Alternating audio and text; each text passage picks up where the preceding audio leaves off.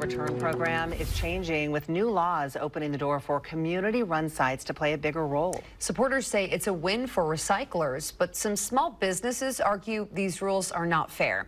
Fox 12's Ezra Kaplan is showing us the One Portland Depot at the center of this debate, Ezra. Yeah, that's right. You know, at the People's Depot, cans and bottles are counted by hand and cashed out on the spot. The immediate payout is what separates it from the traditional green bag program that many of us are familiar with. Now, that's a system that's built by canners for canners, and it's about to get a big upgrade.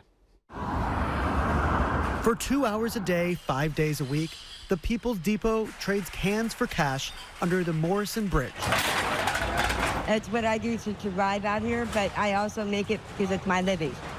That's how I survive out here. The site, run by the Ground Score Association, hand counts up to 400 containers per person, enough for someone to leave with $40 in cash. $40 really is not that much in today's society, but it matters a lot to people where that $40 is all they have. Chris Brown manages the site and a staff of 10 workers, paid at least $20 an hour, the maximum head count his tight budget allows for. All my workers, including me, have been former canners, and we know the hard work that goes into collecting bottles and cans for not that much income. That shared experience creates a community feel that sets this depot apart from traditional bottle drop centers. Last year, this facility collected 9.5 million containers. That's 6% of all the bottles and cans recycled in Portland. But they say they're at capacity and they need more space. A new law passed just earlier this year will allow the People's Depot to apply to become an alternative redemption site.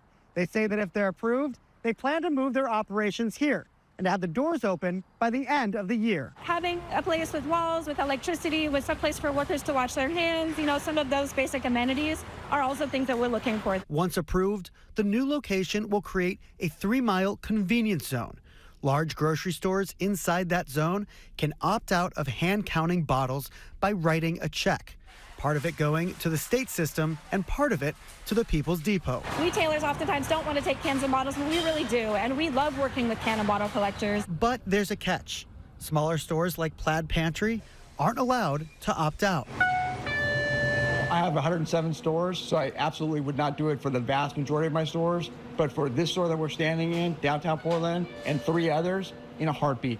But you can't do that. Can't do it. The new law will benefit his stores in that convenience zone by reducing the number of cans they have to redeem and reducing the hours that they are required to take back the cans.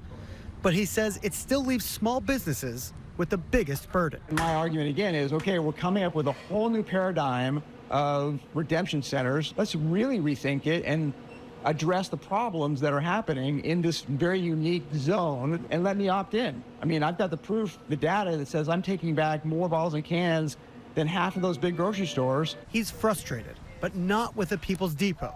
He backs them 100%. What they're doing, awesome. If we could have more of them, that would be awesome. As the People's Depot gets the green light to grow, small stores like Plaid Pantry are still left carrying more than their fair share.